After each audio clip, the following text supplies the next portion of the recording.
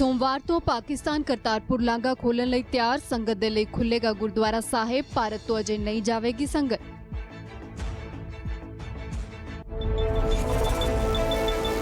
भारत अखां च अखां पा के जवाब देना जानदा है। प्रधानमंत्री ने मन की बात च बिना नाम लए सरहदी दुश्मन नूं दित्ती चेतावनी।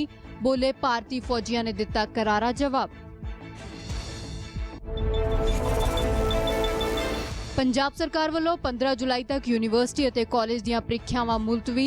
यूजीसी दीयां गाइडलाइंस मुताबिक लिया जाएगा अगला फैसला। पंजाब च 161 नवे कोरोना केस, कुल होए 5216, सेहतयाब होए 3526। कोरोना करके 5 मरीजों ने तोड़िया दम। हुण तक होईयां कुल 133 मौतां। देश च 5,28,000 तो टप्पिया कोरोना पॉजिटिव केसां दा आंकड़ा।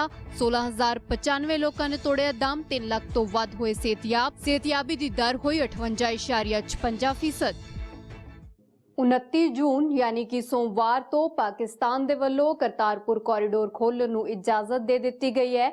लैंदे पंजाब दे विच संगत दर्शन कर सकेगी। हालांकि भारत दे वल्लों इस बाबत अजे कोई फैसला नहीं लिया गया।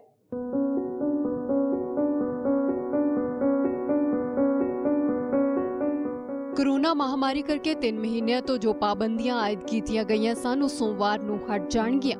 लैंदे पंजाब च गुरुद्वारा करतारपुर साहब दे दर्शन संगत कर सकेगी। हालांकि भारत वालों करतारपुर कॉरीडोर खोलण बारे अजे तक कोई भी अधिकारित फैसला नहीं लिया गया। पाकिस्तान सरकार वालों महाराजा रणजीत सिंह दी बरसी मौके लांघा मुड़ खोलण दा फैसला लिया गया सी अते भारत सरकार तो भी लांघा खोलण दी मंग कीती गई सी, पर भारत वालों अजे रस्मी जवाब दा इंतजार है। तो कोरोना महामारी करके बंद होया सी। कल 29 जून 2020 ਨੂੰ उस कॉरीडोर ਨੂੰ ਦੁਬਾਰਾ ਖੋਲ੍ਹਣ ਦਾ ਫੈਸਲਾ ਕੀਤਾ ਹੈ। ਸੰਗਤਾਂ ਦੇ ਖੁੱਲੇ ਦਰਸ਼ਨਾਂ ਦਿਦਾਰਾਂ ਵਾਸਤੇ ਦੁਬਾਰਾ ਖੋਲ੍ਹ ਰਹੇ ਹਨ ਔਰ ਇਸ ਦੇ ਨਾਲ ਮੈਂ ਇੰਡੀਆ ਦੀ ਸਰਕਾਰ ਨੂੰ ਰਿਕੁਐਸਟ ਕਰਦਾ ਹਾਂ, ਬੇਨਤੀ ਕਰਦਾ ਹਾਂ ਕਿ ਉਹ ਵੀ ਸੰਗਤਾਂ ਨੂੰ ਕਰਤਾਰਪੁਰ ਸਾਹਿਬ ਦਰਸ਼ਨਾਂ ਦਿਦਾਰੇ ਵਾਸਤੇ ਆਉਣ ਦੀ ਇਜਾਜ਼ਤ ਦੇਣ ਤਾਂ ਕਿ ਸੰਗਤਾਂ ਅੱਗੇ ਨਤਮਸਤਕ ਹੋ ਸਕਣ, ਆਪਣੇ ਗੁਰੂ ਸਾਹਿਬ ਦੀ ਖੁਸ਼ੀਆਂ ਪ੍ਰਾਪਤ ਕਰ ਸਕਣ ਔਰ ਇਸ ਪਵਿੱਤਰ ਸਥਾਨ ਤੇ ਪਹੁੰਚ ਕੇ अरदास बेनती कर सकन। इस टाइम पूरी दुनिया दे विच जिहड़ी कोरोना की महामारी चल रही है वो महामारी खत्म होवे और संसार दे विच ठंड वरताण, अकाल पुरख वाहिगुरू ठंड वरताण। 27 जून ਨੂੰ पाकिस्तान ਦੇ विदेश मंत्री शाह महमूद कुरैशी ने एक ट्वीट करके जानकारी ਦਿੱਤੀ ਸੀ। पाकिस्तानी विदेश मंत्री ने लिखिया सी, ਜਦੋਂ ਸਾਰੀ ਦੁਨੀਆ 'ਚ ਧਾਰਮਿਕ ਸਥਾਨ ਖੁੱਲ ਰਹੇ ਨੇ ਤਾਂ ਪਾਕਿਸਤਾਨ ਵੀ ਸਿੱਖ ਸ਼ਰਧਾਲੂਆਂ ਲਈ ਕਰਤਾਰਪੁਰ ਸਾਹਿਬ ਦਾ ਲਾਂਘਾ ਖੋਲ੍ਹਣ ਦੀ ਤਿਆਰੀ ਕਰ ਰਹੀ ਹੈ। ਭਾਰਤੀ ਪੱਖ ਨੂੰ ਇਸ ਬਾਰੇ ਸਾਡੀ ਤਿਆਰੀ ਦੀ ਸੂਚਨਾ ਦੇ ਰਹੇ ਹਾਂ। ਲਾਂਘਾ 29 ਜੂਨ 2020 ਨੂੰ ਮਹਾਰਾਜਾ ਰਣਜੀਤ ਸਿੰਘ ਜੀ ਦੀ ਬਰਸੀ ਮੌਕੇ ਖੋਲ੍ਹਿਆ ਜਾਵੇਗਾ। पंजाब महाराजा रणजीत सिंह की बरसी के उत्ते पाकिस्तान सरकार ने सिखों वास्ते एक बड़ा ऐलान किया है और यह है कि पाकिस्तान के वजीर खारजा शाह महमूद कुरैशी उन्होंने ऐलान किया है कि 29 जून को जिस दिन महाराजा रणजीत सिंह की बरसी है पाकिस्तान करतारपुर लांघा जोड़ा है वो खोलने वास्ते तैयार है। करतारपुर लांघा जोड़ा कोरोना महामारी के कारण बंद किया गया सी। दोनों पाकिस्तान ते भारत दोनों देशों ने राहदारी जी बंद कर दी सी, लेकिन हुण पाकिस्तान के वजीर खारजा ने कहा है कि पूरी दुनिया से जिथे इबादत गावां जड़ियां ने वो खुल रही ने तो असीं चाहते हैं कि सिख वीर जिहड़े ने आके उत्थे दर्शन कर सकन, मत्था टेक सकन। इसलिए 29 जून नूं हिंदुस्तान नूं ऑफर की है कि असीं करतारपुर लांघा खोलने वास्ते तैयार हाँ। पाकिस्तान ने तो गुरु घरां लई राह खोल दिते ने। हालांकि इस बाबत भारत दा रुख की होवेगा इस स्पष्ट होना जे बाकी है। दुश्मन जेकर अख दिखाएगा तो भारत भी अखां च अखां पा के जवाब देगा। प्रधानमंत्री नरेंद्र मोदी ने एक गल मन की बात च कही अते नाल ही उन्हां ने शहीदां नूं नमन भी कीता अते चीन नूं चेतावनी भी दित्ती।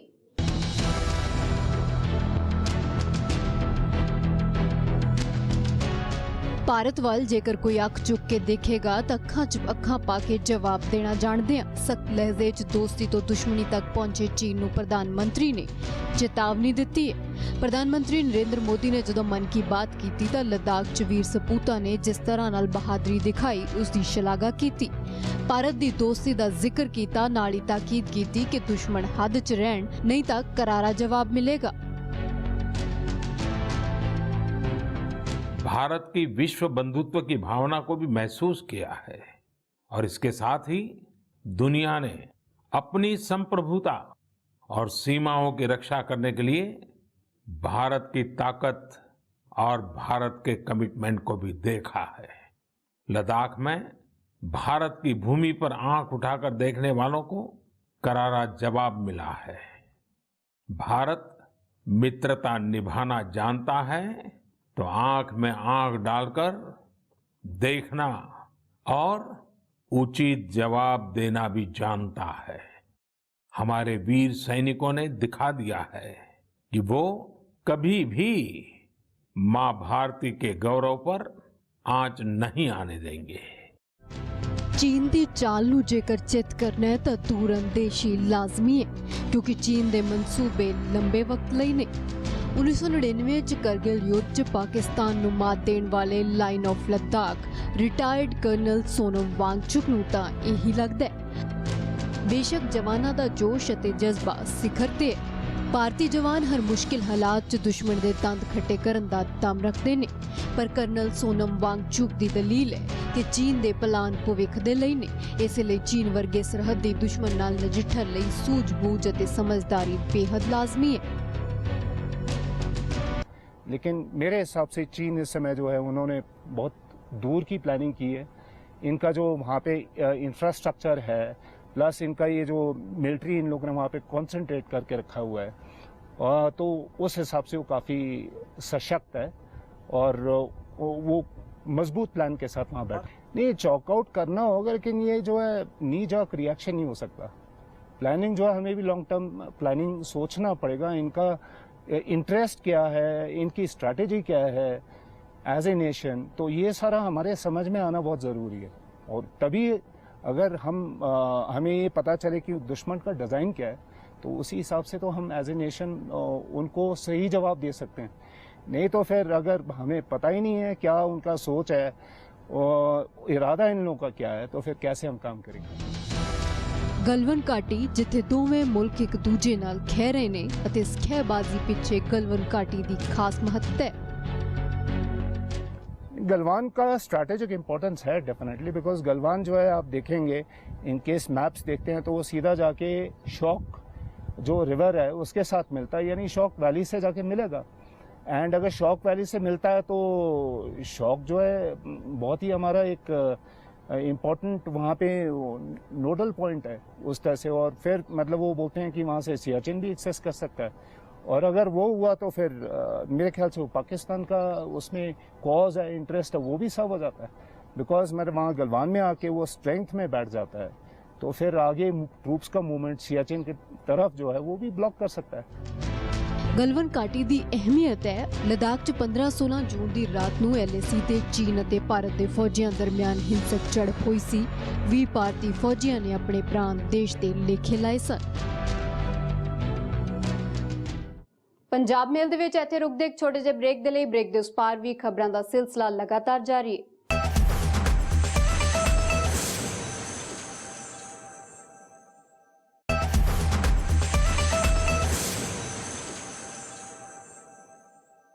ਕਿਸਾਨਾਂ ਦੀ ਆਜ਼ਾਦੀ ਅਤੇ ਖੁਸ਼ਹਾਲੀ ਦਾ ਦਾਅਵਾ ਕਰਕੇ ਕੇਂਦਰ ਸਰਕਾਰ ਵੱਲੋਂ ਕਿਸਾਨ ਆਰਡੀਨੈਂਸ ਜਾਰੀ ਕੀਤੇ ਗਏ ਅਤੇ ਹੁਣ ਇਹਨਾਂ ਦਾ ਜ਼ਿਕਰ ਕਰਕੇ ਪ੍ਰਧਾਨ ਮੰਤਰੀ ਵੱਲੋਂ ਕੇਂਦਰ ਸਰਕਾਰ ਦੀ ਪਿੱਠ ਥਾਪੜੀ ਗਈ ਹੈ।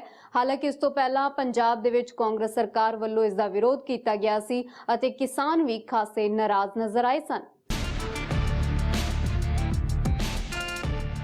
ਖੇਤੀਬਾੜੀ ਖਿੱਤਾ ਕਈ ਦਹਾਕਿਆਂ ਤੋਂ ਲੋਕਡਾਊਨ ਸੀ ਅਤੇ ਹੁਣ ਅਨਲੌਕ ਹੋਇਆ। ਕੇਂਦਰ ਸਰਕਾਰ ਦੇ ਕਿਸਾਨਾਂ ਲਈ ਜਾਰੀ ਆਰਡੀਨੈਂਸ ਦੀ ਸ਼ਲਾਘਾ ਪ੍ਰਧਾਨ ਮੰਤਰੀ ਨੇ ਇਹੀ ਕਹਿ ਕੇ ਕੀਤੀ ਹੈ।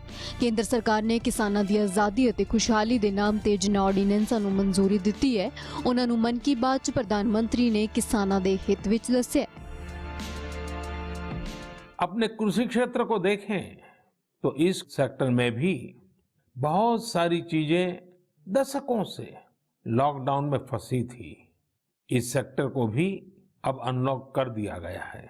इससे जहां एक तरफ किसानों को अपनी फसल कहीं पर भी किसी को भी बेचने की आजादी मिली है, वहीं दूसरी तरफ उन्हें अधिक ऋण मिलना भी सुनिश्चित हुआ है। ਕੇਂਦਰ ਸਰਕਾਰ ਦੇ ਵੱਲੋਂ ਕਿਸਾਨਾਂ ਲਈ 3 ਆਰਡੀਨੈਂਸਾਂ ਨੂੰ ਮਨਜ਼ੂਰੀ ਦਿੱਤੀ ਗਈ ਹੈ। ਖੇਤੀਬਾੜੀ ਉਤਪਾਦਨ, ਵਪਾਰ ਅਤੇ ਵਣਜ ਆਰਡੀਨੈਂਸ 2020, ਕਿਸਾਨਾਂ ਨੂੰ ਆਪਣੀ ਉਪਜ ਕਿਤੇ ਵੀ ਵੇਚਣ ਦੀ ਆਜ਼ਾਦੀ ਹੋਵੇਗੀ। ਈ ਟ੍ਰੇਡਿੰਗ ਦੇ ਜ਼ਰੀਏ ਫਸਲਾਂ ਦੀ ਖਰੀਦ ਵਿਕਰੀ ਹੋ ਸਕੇਗੀ। ਕਿਸਾਨਾਂ ਨੂੰ ਫਸਲਾਂ ਦੀ ਚੰਗੀ ਕੀਮਤ ਮਿਲਣ ਦਾ ਦਾਅਵਾ ਕੀਤਾ ਗਿਆ ਹੈ।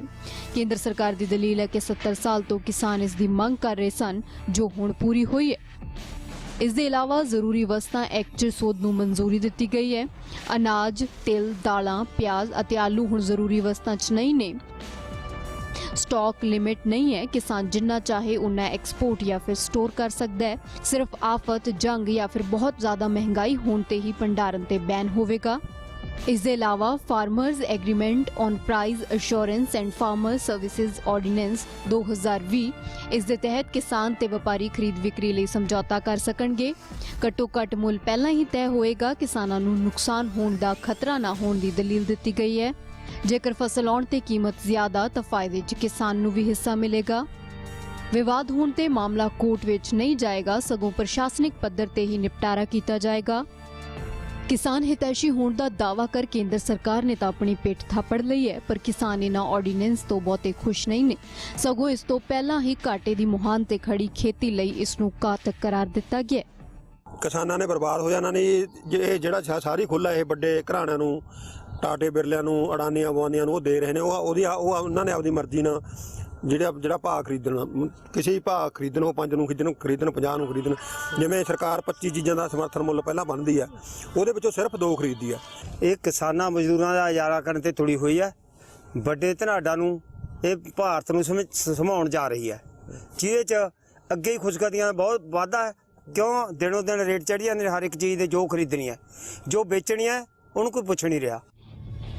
ਜ਼ਿਆਦਾਤਰ ਕਿਸਾਨ ਖਫਾ ਹੀ ਨੇ ਤਾਂ ਪੰਜਾਬ 'ਚ ਸਿਆਸੀ ਪਾਰਟੀਆਂ ਵੀ ਡਟੀਆਂ ਹੋਈਆਂ ਨੇ। ਵਿਰੋਧ ਤਕੜਾ ਹੋ ਰਿਹਾ ਹੈ। ਮੁੱਖ ਮੰਤਰੀ ਕੈਪਟਨ ਅਮਰਿੰਦਰ ਸਿੰਘ ਨੇ ਆਲ ਪਾਰਟੀ ਮੀਟਿੰਗ ਵੀ ਸੱਦੀ ਸੀ ਅਤੇ ਕੇਂਦਰ ਦੇ ਇਨ੍ਹਾਂ ਆਰਡੀਨੈਂਸਾਂ ਦਾ ਸਖਤ ਵਿਰੋਧ ਕੀਤਾ। ਅਕਾਲੀ ਦਲ ਨੂੰ ਵੀ ਕਟਹਿਰੇ 'ਚ ਖੜਾ ਕੀਤਾ ਤਾਂ ਉਧਰ ਅਕਾਲੀ ਦਲ ਨੇ ਖੁਦ ਨੂੰ ਕਿਸਾਨਾਂ ਦੀਆਂ ਫਸਲਾਂ ਦੀ MSP ਦਾ ਜਨਮਦਾਤਾ ਆਖ ਕੇ ਕਿਸਾਨਾਂ ਦੇ ਨਾਲ ਖੜੇ ਹੋਣ ਦਾ ਦਮ ਭਰਿਆ। ਇਲਜ਼ਾਮ ਤਰਾਸ਼ੀਆਂ ਤੇ ਕਿਸਾਨਾਂ ਦਾ ਪੱਖ ਪੂਰਨ ਦਾ ਦਾਅਵਾ ਹਰ ਪਾਰਟੀ ਕਰ ਰਹੀ ਹੈ, ਪਰ ਸਵਾਲ ਤਾਂ ਇਹ ਹੈ ਕਿ ਕਿਸਾਨਾਂ ਦੇ ਨਾਮ ਤੇ ਕੀ ਮਹਿਜ਼ ਸਿਆਸਤ ਹੋ ਰਹੀ ਹੈ ਜਾਂ ਫਿਰ ਸੱਚਮੁੱਚ ਹੀ ਕਿਸਾਨਾਂ ਦੇ ਨਾਲ ਸਰਕਾਰਾਂ ਨੂੰ ਹਮਦਰਦੀ ਹੈ। ਪੰਜਾਬ 'ਚ ਐਤਵਾਰ ਨੂੰ 161 ਨਵੇਂ ਕਰੋਨਾ ਪੋਜ਼ਿਟਿਵ ਕੇਸ ਆਏ ਅਤੇ 5 ਦੀ ਜਾਨ ਗਈ। ਇਸੇ ਦੇ ਨਾਲ ਹੁਣ ਪੰਜਾਬ ਦੇ ਵਿੱਚ 5200 ਤੋਂ ਵੱਧ ਕਰੋਨਾ ਪੋਜ਼ਿਟਿਵ ਕੇਸ ਹੋ ਗਏ ਨੇ। ਹਾਲਾਂਕਿ ਇਹਨਾਂ ਦੇ ਵਿੱਚੋਂ 3500 ਤੋਂ ਵੱਧ ਸਿਹਤਯਾਬ ਵੀ ਹੋ ਗਏ ਨੇ। ਤੁਹਾਨੂੰ ਜ਼ਿਲ੍ਹਾ ਦਰ ਜ਼ਿਲ੍ਹਾ ਸਿਲਸਿਲੇਵਾਰ ਦੱਸਦੇ ਹਾਂ ਕਿ ਕਰੋਨਾ ਕਰਕੇ ਕਿੱਥੇ ਕਿੰਨੇ ਮਰੀਜ਼ ਨੇ ਅਤੇ ਕਿੰਨੇ ਸਿਹਤਯਾਬ ਹੋ ਗਏ ਨੇ। ਅੰਮ੍ਰਿਤਸਰ ਦੇ ਵਿੱਚ 883 ਕਰੋਨਾ ਪੋਜ਼ਿਟਿਵ ਕੇਸ ਹੁਣ ਤੱਕ ਸਾਹਮਣੇ ਆਏ ਨੇ। ਇਹਨਾਂ ਦੇ ਵਿੱਚੋਂ 39 ਲੋਕਾਂ ਨੇ ਕਰੋਨਾ ਕਰਕੇ ਦਮ ਤੋੜਿਆ, ਜਦੋਂ ਕਿ 669 ਲੋਕ ਠੀਕ ਵੀ ਹੋ ਗਏ ਨੇ। ਜਲੰਧਰ ਦੇ ਵਿੱਚ ਇਹ ਅੰਕੜਾ 704 ਹੈ। 20 ਲੋਕਾਂ ਦੀ ਕਰੋਨਾ ਕਰਕੇ ਜਾਨ ਗਈ ਹੈ, ਜਦੋਂ ਕਿ 350 ਠੀਕ ਹੋ ਗਏ ਨੇ। ਮੋਹਾਲੀ ਦੇ ਵਿੱਚ 250 ਕਰੋਨਾ ਪੋਜ਼ਿਟਿਵ ਕੇਸ ਨੇ। 3 ਮੌਤਾਂ ਹੋਈਆਂ ਨੇ, ਜਦੋਂ ਕਿ 190 ਲੋਕ ਠੀਕ ਹੋ ਗਏ ਨੇ। ਪਟਿਆਲਾ ਦੇ ਵਿੱਚ 281 ਕਰੋਨਾ ਪੋਜ਼ਿਟਿਵ ਕੇਸ ਨੇ। 5 ਲੋਕਾਂ ਦੀ ਕਰੋਨਾ ਕਰਕੇ ਜਾਨ ਗਈ ਹੈ, ਜਦੋਂ ਕਿ 144 ਲੋਕ ਸਿਹਤਯਾਬ ਹੋ ਗਏ ਨੇ। ਲੁਧਿਆਣਾ ਦੇ ਵਿੱਚ 781 ਕਰੋਨਾ ਪੋਜ਼ਿਟਿਵ ਕੇਸ ਹੁਣ ਤੱਕ ਸਾਹਮਣੇ ਆਏ ਨੇ। ਇਹਨਾਂ ਦੇ ਵਿੱਚੋਂ 20 ਲੋਕਾਂ ਦੀ ਮੌਤ ਹੋਈ ਹੈ, ਜਦੋਂ ਕਿ 446 ਠੀਕ ਹੋ ਗਏ ਨੇ। ਪਠਾਨਕੋਟ ਦੇ ਵਿੱਚ 209 ਕਰੋਨਾ ਪੋਜ਼ਿਟਿਵ ਕੇਸ ਨੇ। ਇਹਨਾਂ ਦੇ ਵਿੱਚੋਂ 6 ਦੀ ਮੌਤ ਹੋ ਗਈ ਹੈ, ਜਦੋਂ ਕਿ 166 ਲੋਕਾਂ ਨੇ ਕਰੋਨਾ ਨੂੰ ਮਾਤ ਦਿੱਤੀ ਹੈ। ਨਵਾਂ ਸ਼ਹਿਰ ਦੇ ਵਿੱਚ 130 ਕਰੋਨਾ ਪੋਜ਼ਿਟਿਵ ਕੇਸ ਹੁਣ ਤੱਕ ਸਾਹਮਣੇ ਆਏ ਨੇ। 1 ਮੌਤ ਹੋਈ ਹੈ, ਜਦੋਂ ਕਿ 120 ਲੋਕ ਠੀਕ ਵੀ ਹੋਏ ਨੇ। ਤਰਨਤਾਰਨ ਦੇ ਵਿੱਚ 188 ਕਰੋਨਾ ਪੋਜ਼ਿਟਿਵ ਕੇਸ ਨੇ, ਜਿਨ੍ਹਾਂ ਦੇ ਵਿੱਚੋਂ 3 ਦੀ ਮੌਤ ਹੋ ਗਈ ਹੈ, ਜਦੋਂ ਕਿ 166 ਠੀਕ ਹੋ ਗਏ ਨੇ।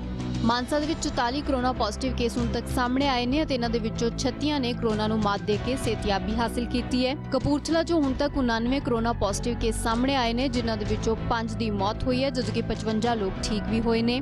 ਹੁਸ਼ਿਆਰਪੁਰ ਦੇ ਵਿੱਚੋਂ 174 ਕਰੋਨਾ ਪੋਜ਼ਿਟਿਵ ਕੇਸ ਹੁਣ ਤੱਕ ਸਾਹਮਣੇ ਆਏ ਨੇ। 6 ਲੋਕਾਂ ਦੀ ਮੌਤ ਹੋਈ ਹੈ, ਜਦੋਂ ਕਿ 157 ਠੀਕ ਹੋ ਗਏ ਨੇ। ਫਰੀਦਕੋਟ ਦੇ ਵਿੱਚ 103 ਕਰੋਨਾ ਪੋਜ਼ਿਟਿਵ ਕੇਸ ਨੇ, ਜਿਨ੍ਹਾਂ ਦੇ ਵਿੱਚੋਂ 87 ਲੋਕਾਂ ਨੇ ਸਿਹਤਯਾਬੀ ਹਾਸਿਲ ਕਰ ਲਈ ਹੈ। ਸੰਗਰੂਰ ਦੇ ਵਿੱਚ ਹੁਣ ਤੱਕ ਸਾਹਮਣੇ ਆਉਣ ਵਾਲੇ ਕਰੋਨਾ ਪੋਜ਼ਿਟਿਵ ਕੇਸਾਂ ਦਾ ਅੰਕੜਾ 408 ਹੈ। ਇਹਨਾਂ ਦੇ ਵਿੱਚੋਂ 12 ਲੋਕਾਂ ਨੇ ਕਰੋਨਾ ਕਰਕੇ ਜਾਨ ਗਵਾਈ ਹੈ, ਜਦੋਂ ਕਿ 221 ਠੀਕ ਹੋ ਗਏ ਨੇ।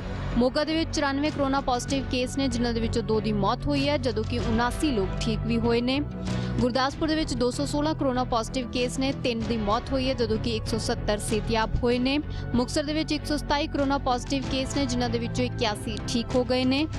ਰੋਪੜ ਦੇ ਵਿੱਚ ਇਹ ਅੰਕੜਾ 102 ਹੈ, ਇੱਕ ਦੀ ਮੌਤ ਹੋਈ ਹੈ ਜਦੋਂ ਕਿ 82 ਠੀਕ ਹੋ ਗਏ ਨੇ। ਬਰਨਾਲਾ ਦੇ ਵਿੱਚ 50 ਕਰੋਨਾ ਪੋਜ਼ਿਟਿਵ ਕੇਸ ਹੁਣ ਤੱਕ ਸਾਹਮਣੇ ਆਏ ਨੇ, ਇਹਨਾਂ ਦੇ ਵਿੱਚੋਂ 2 ਦੀ ਮੌਤ ਹੋਈ ਹੈ ਜਦੋਂ ਕਿ 28 ਠੀਕ ਹੋ ਗਏ ਨੇ। ਫਤਿਹਗੜ੍ਹ ਸਾਹਿਬ ਦੇ ਵਿੱਚ 110 ਕਰੋਨਾ ਪੋਜ਼ਿਟਿਵ ਕੇਸ ਹੁਣ ਤੱਕ ਸਾਹਮਣੇ ਆਏ ਨੇ ਤੇ ਇਹਨਾਂ ਦੇ ਵਿੱਚੋਂ 87 ਨੇ ਕਰੋਨਾ ਨੂੰ ਮਾਤ ਦਿੱਤੀ ਹੈ। ਬਠਿੰਡਾ ਦੇ ਵਿੱਚ 99 ਕਰੋਨਾ ਪੋਜ਼ਿਟਿਵ ਕੇਸ ਨੇ, ਜਿਨ੍ਹਾਂ ਦੇ ਵਿੱਚੋਂ 2 ਦੀ ਮੌਤ ਹੋਈ ਹੈ ਜਦੋਂ ਕਿ 68 ਠੀਕ ਹੋ ਗਏ ਨੇ। ਫਿਰੋਜ਼ਪੁਰ ਦੇ ਵਿੱਚ 93 ਕਰੋਨਾ ਪੋਜ਼ਿਟਿਵ ਕੇਸ ਨੇ, ਜਿਨ੍ਹਾਂ ਦੇ ਵਿੱਚੋਂ 3 ਦੀ ਮੌਤ ਹੋਈ ਹੈ ਜਦੋਂ ਕਿ 55 ਠੀਕ ਹੋ ਗਏ ਨੇ। ਫਾਜ਼ਿਲਕਾ ਦੇ ਵਿੱਚ ਇਹ ਅੰਕੜਾ 91 ਹੈ ਤੇ ਇਹਨਾਂ ਦੇ ਵਿੱਚੋਂ 71 ਲੋਕ ਸਿਹਤਯਾਬ ਹੋ ਗਏ ਨੇ। ਇਸੇ ਦੇ ਨਾਲ ਪੰਜਾਬ ਦੇ ਵਿੱਚੋਂ ਹੁਣ ਤੱਕ ਸਾਹਮਣੇ ਆਉਣ ਵਾਲੇ ਕਰੋਨਾ ਪੋਜ਼ਿਟਿਵ ਕੇਸਾਂ ਦਾ ਅੰਕੜਾ 5216 ਹੋ ਗਿਆ ਹੈ। 133 ਲੋਕਾਂ ਨੇ ਕਰੋਨਾ ਕਰਕੇ ਜਾਨ ਗਵਾਈ ਹੈ ਜਦੋਂ ਕਿ 3526 ਠੀਕ ਵੀ ਹੋਏ ਨੇ। ਪੰਜਾਬ ਮੇਲ ਦੇ ਵਿੱਚ ਵੇਲਾ ਇੱਕ ਛੋਟੇ ਜਿਹੇ ਬ੍ਰੇਕ ਦਾ, ਬ੍ਰੇਕ ਦੇ ਉਸ ਪਾਰ ਵੀ ਖਬਰਾਂ ਦਾ ਸਿਲਸਿਲਾ ਜਾਰੀ ਰਹੇਗਾ।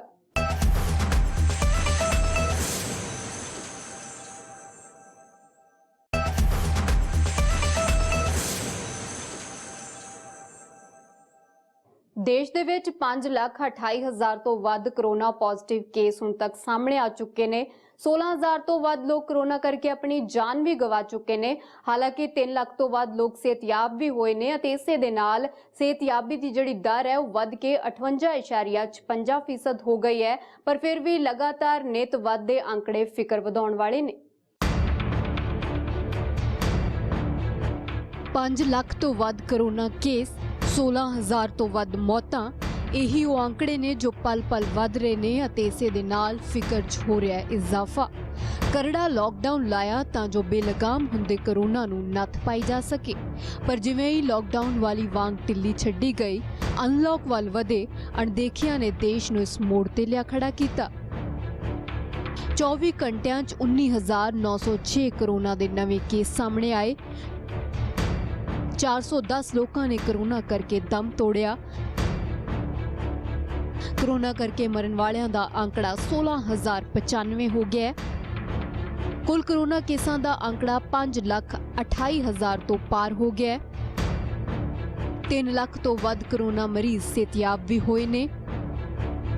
ਸਿਹਤਯਾਬੀ ਦੀ ਦਰ ਭਾਵੇਂ ਤਸੱਲੀ ਦੇਣ ਵਾਲੀ ਹੈ, ਪਰ ਕੁਝ ਸੂਬਿਆਂ ਦਾ ਜੋ ਹਾਲ ਹੈ ਉਹ ਫਿਕਰਮੰਦ ਹੋਣ ਨੂੰ ਮਜਬੂਰ ਕਰ ਰਿਹਾ ਹੈ। ਸਭ ਤੋਂ ਵੱਧ ਮਾਮਲੇ ਮਹਾਰਾਸ਼ਟਰ ਦੇ ਵਿੱਚ ਸਾਹਮਣੇ ਆਏ ਨੇ। ਮਹਾਰਾਸ਼ਟਰ ਦੇ ਵਿੱਚ 1,59,133 ਕਰੋਨਾ ਪੋਜ਼ਿਟਿਵ ਕੇਸ ਨੇ ਅਤੇ ਮੌਤਾਂ ਦਾ ਅੰਕੜਾ 7273 ਹੋ ਗਿਆ। ਦਿੱਲੀ ਦੇ ਵਿੱਚ ਹੁਣ ਤੱਕ ਸਾਹਮਣੇ ਆਉਣ ਵਾਲੇ ਕਰੋਨਾ ਪੋਜ਼ਿਟਿਵ ਕੇਸਾਂ ਦਾ ਅੰਕੜਾ 80,188 ਹੈ ਜਦੋਂ ਕਿ 2,558 ਲੋਕ ਜਾਨ ਗਵਾ ਚੁੱਕੇ ਨੇ। ਤਮਿਲਨਾਡੂ ਦੇ ਵਿੱਚ 78,335 ਕਰੋਨਾ ਪੋਜ਼ਿਟਿਵ ਕੇਸ ਨੇ ਅਤੇ 1,025 ਲੋਕਾਂ ਦੀ ਕਰੋਨਾ ਕਰਕੇ ਜਾਨ ਗਈ ਹੈ। ਗੁਜਰਾਤ ਦੇ ਵਿੱਚ 30,709 ਕਰੋਨਾ ਪੋਜ਼ਿਟਿਵ ਕੇਸ ਨੇ ਅਤੇ 1,799 ਲੋਕਾਂ ਦੀ ਕਰੋਨਾ ਕਰਕੇ ਜਾਨ ਗਈ ਹੈ। ਪੱਛਮੀ ਬੰਗਾਲ ਦੇ ਵਿੱਚ 16,711 ਕਰੋਨਾ ਪੋਜ਼ਿਟਿਵ ਕੇਸ ਨੇ ਅਤੇ ਇਹਨਾਂ ਦੇ ਵਿੱਚੋਂ 629 ਲੋਕਾਂ ਨੇ ਕਰੋਨਾ ਕਰਕੇ ਆਪਣੀ ਜਾਨ ਗਵਾਈ ਹੈ। ਇਨ੍ਹਾਂ 5 ਸੂਬਿਆਂ 'ਚ ਸਭ ਤੋਂ ਵੱਧ ਐਕਟਿਵ ਕਰੋਨਾ ਕੇਸ ਨੇ ਤਾਂ ਉਧਰ ਭਾਰਤ ਦੇ ਵਿੱਚ ਕੇਸ ਵਧਣ ਦੀ ਦਰ 'ਚ ਇਜ਼ਾਫਾ ਦਰਜ ਕੀਤਾ ਗਿਆ। ਕਰੋਨਾ ਕਰਕੇ ਪ੍ਰਭਾਵਿਤ ਦੇਸ਼ਾਂ ਦੀ ਲਿਸਟ ਦੇ ਵਿੱਚ ਭਾਰਤ ਚੌਥੇ ਥਾਂ ਤੇ ਹੈ। ਅਮਰੀਕਾ, ਬ੍ਰਾਜ਼ੀਲ ਅਤੇ ਰੂਸ ਤੋਂ ਬਾਅਦ ਭਾਰਤ ਦਾ ਹੀ ਨੰਬਰ ਆਉਂਦਾ ਹੈ। ਕਰੋਨਾ ਕੇਸ ਵਧਣ ਦੀ ਦਰ 'ਚ ਭਾਰਤ ਤੀਜੇ ਨੰਬਰ ਤੇ ਹੈ। ਅਮਰੀਕਾ ਅਤੇ ਬ੍ਰਾਜ਼ੀਲ ਦੇ ਬਾਅਦ ਭਾਰਤ ਦੇ ਵਿੱਚ ਹੀ ਸਭ ਤੋਂ ਵੱਧ ਤੇਜ਼ੀ ਨਾਲ ਕੇਸ ਵਧ ਰਹੇ ਨੇ। ਅੰਕੜਿਆਂ ਦੇ ਗੌਰ ਕਰੀਏ ਤਾਂ ਕੇਸ ਵਧਣ ਦੀ ਦਰ ਬੇਲਗਾਮ ਹੋ ਰਹੀ ਹੈ। ਪ੍ਰਤੀ ਹਫ਼ਤੇ ਤਕਰੀਬਨ 1 ਲੱਖ ਕੇਸ ਵਧ ਰਹੇ ਨੇ। 30 ਜਨਵਰੀ ਨੂੰ ਭਾਰਤ 'ਚ ਪਹਿਲਾ ਕੇਸ ਕਰੋਨਾ ਦਾ ਸਾਹਮਣੇ ਆਇਆ ਸੀ। 19 ਮਈ ਨੂੰ ਭਾਰਤ 'ਚ ਕਰੋਨਾ ਪੀੜਤ ਮਰੀਜ਼ਾਂ ਦੀ ਗਿਣਤੀ 1 ਲੱਖ ਤੋਂ ਪਾਰ ਹੋਈ। 3 ਜੂਨ ਨੂੰ ਕਰੋਨਾ ਪੀੜਤਾਂ ਦਾ ਅੰਕੜਾ 2 ਲੱਖ ਤੋਂ ਪਾਰ ਹੋਇਆ। 13 ਜੂਨ ਨੂੰ ਕਰੋਨਾ ਪੀੜਤਾਂ ਦਾ ਅੰਕੜਾ 3 ਲੱਖ ਤੋਂ ਪਾਰ ਹੋਇਆ। 21 ਜੂਨ ਨੂੰ ਕਰੋਨਾ ਪੋਜ਼ਿਟਿਵ ਕੇਸਾਂ ਦਾ ਅੰਕੜਾ 4 ਲੱਖ ਤੋਂ ਪਾਰ ਹੋ ਗਿਆ ਤਾਂ ਉਧਰ 27 ਜੂਨ ਨੂੰ ਕਰੋਨਾ ਪੋਜ਼ਿਟਿਵ ਕੇਸਾਂ ਦਾ ਅੰਕੜਾ 5 ਲੱਖ ਤੋਂ ਪਾਰ ਹੋ ਗਿਆ। ਭਾਰਤ ਦੀ ਤਰ੍ਹਾਂ ਕਰੋਨਾ ਨੇ ਦੁਨੀਆ ਦਾ ਵੀ ਤਰਾ ਕੱਢਿਆ ਹੋਇਆ। ਕਰੋਨਾ ਪੋਜ਼ਿਟਿਵ ਕੇਸ 1,80,000 ਤੋਂ ਪਾਰ ਹੋ ਗਏ ਨੇ। ਲਗਾਤਾਰ 21 ਦਿਨਾਂ ਤੋਂ ਪੈਟਰੋਲ ਅਤੇ ਡੀਜ਼ਲ ਦੇ ਰੇਟਾਂ ਦੇ ਵਿੱਚ ਹੋ ਰਹੇ ਇਜ਼ਾਫੇ ਤੇ ਆਖਿਰ ਬ੍ਰੇਕ ਲੱਗੀ। ਹਾਲਾਂਕਿ ਇਹਨਾਂ 21 ਦਿਨਾਂ ਦੇ ਅੰਦਰ ਪੈਟਰੋਲ ਦਾ ਰੇਟ 9 ਰੁਪਏ ਵੱਧ ਗਿਆ ਜਦੋਂ ਕਿ ਡੀਜ਼ਲ ਦਾ ਰੇਟ 11 ਰੁਪਏ ਵੱਧ ਗਿਆ ਅਤੇ ਹੁਣ ਲੋਕ ਵੱਖ-ਵੱਖ ਤਰੀਕੇ ਦੇ ਨਾਲ ਪ੍ਰਦਰਸ਼ਨ ਕਰਕੇ ਆਪਣਾ ਵਿਰੋਧ ਜਤਾ ਰਹੇ ਨੇ।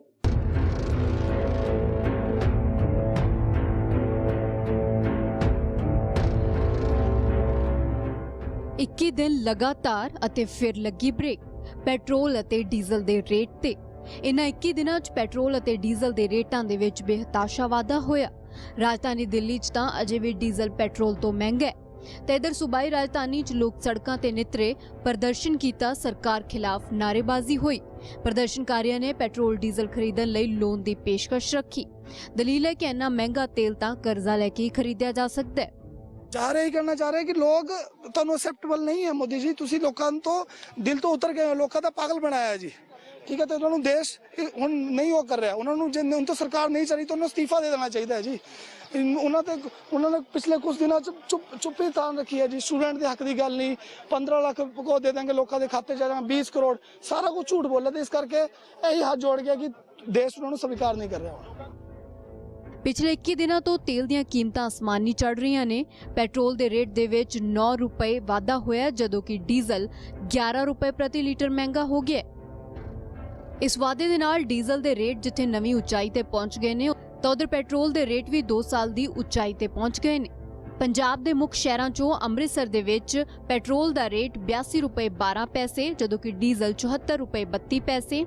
ਜਲੰਧਰ ਦੇ ਵਿੱਚ ਪੈਟਰੋਲ ਦਾ ਰੇਟ 81 ਰੁਪਏ 56 ਪੈਸੇ, ਡੀਜ਼ਲ ਦਾ ਰੇਟ 73 ਰੁਪਏ 71 ਪੈਸੇ। ਲੁਧਿਆਣਾ ਦੇ ਵਿੱਚ 81 ਰੁਪਏ 99 ਪੈਸੇ, ਡੀਜ਼ਲ ਦਾ ਰੇਟ 74 ਰੁਪਏ 11 ਪੈਸੇ।